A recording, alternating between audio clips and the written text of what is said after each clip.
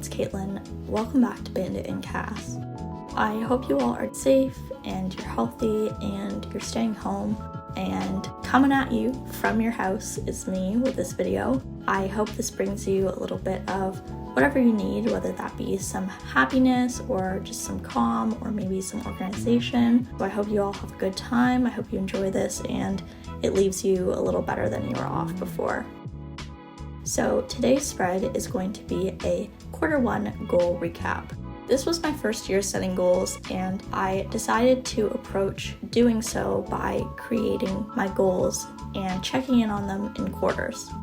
I mainly chose to do this because I have never really been good at setting goals in the past. I find setting something and committing to it for a whole year is really daunting, and I'm a pretty spontaneous person, so I don't really like feeling committed to something for a whole year.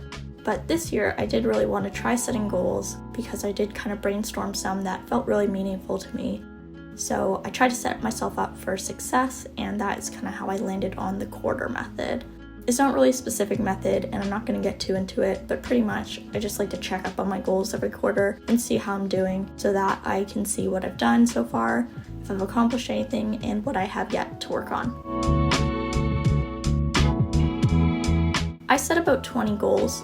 Well, no, I set exactly 20 goals for this year, and instead of writing them all out, since I haven't been working all of them, I figured it would make more sense to write out 4 categories that all my goals fit into, and then write down my progress for the goals I have been working on in those categories, just so it's a little more organized. In order to separate the category, I wrote the name of the category, which is health and wellness, career, home and lifestyle, and relationships. And then I made this little floral divider, pretty much. It's just a bunch of leaves, really. Normally in my bullet journal, I like to kind of have a specific floral theme for each month, but for this spread I decided to go with a very generic leaf because I wanted it to kind of be representative of my whole year of doing goals, and I didn't feel like it fit in one particular month. So that's why it's kind of a deviation from April's snowflowers. Snowdrops. I always get that name wrong, man. Snowdrops, if you saw that video. If not, I will link it in the description, and probably in a card above. Oh, and while I'm remembering links in the description, all my supplies will be linked as well, but pretty much I just used a pen and a brush pen, but you don't really even need a brush pen. You could just do some faux calligraphy, and that would look pretty good too. I did make the intentional choice not to add too much decoration to this spread because I really wanted to focus on the content of it, you know? It's like the inside that counts for this one, not the outside. So yeah, that's why there's a lot of blank space and why this spread did not take a very long time to make. A couple goals that I will be writing down here are things such as in health and wellness, my goal to fully recover my leg, in home and lifestyle, my goal to paint my room, and in my relationships, my goal to invest in my current relationships and really get the most out of them and really be there for those people. Now we're kind of moving from the results section of the spread into the more kind of celebratory and memorable section of the spread, where I wrote down a bunch of prompts, things I tasted, things I did, things I celebrated, and I'm gonna write down a couple things under those prompts for the quarter. This isn't really related to any of my goals.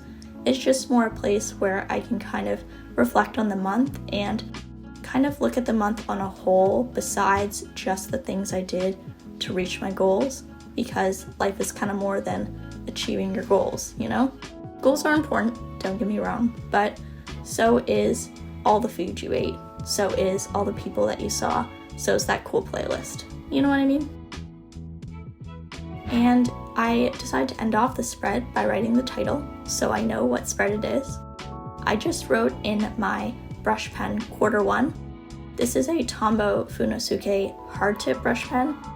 Because this was on the bottom of the page, I did kind of prop my hand up to try to help with the awkward angle, but it didn't help too much, so kind of do your best on that one. And then I just went in with my pen and added a couple more leaves just to kind of tie the whole thing together.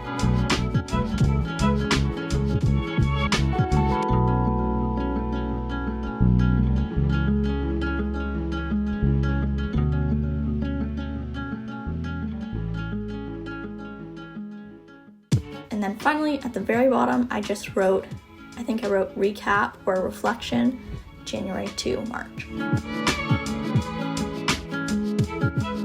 So that is pretty much what this spread looks like. Really simple, but I actually really loved how it turned out. If you want to see this spread and more spreads, I'd recommend checking out my other videos and also my Instagram, because I do post a bunch of spreads on there that you don't see on here.